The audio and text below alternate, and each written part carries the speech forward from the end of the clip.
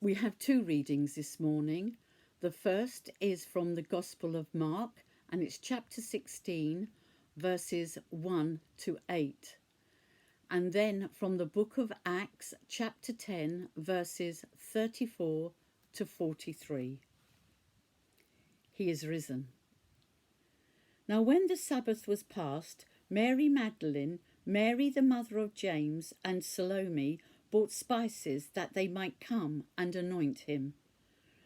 Very early in the morning, on the first day of the week, they came to the tomb where the sun had risen.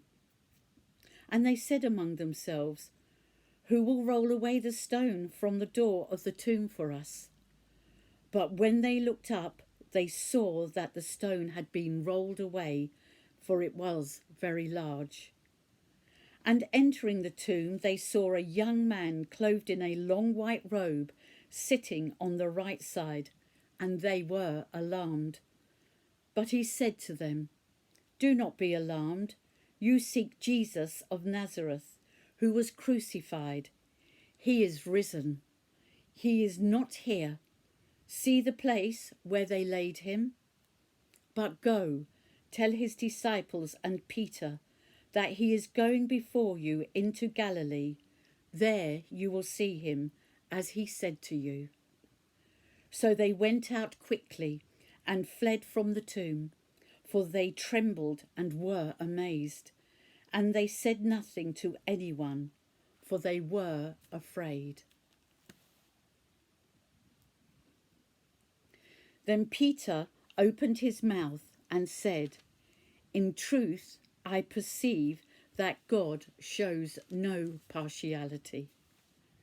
But in every nation, whoever fears him and works righteousness is accepted by him.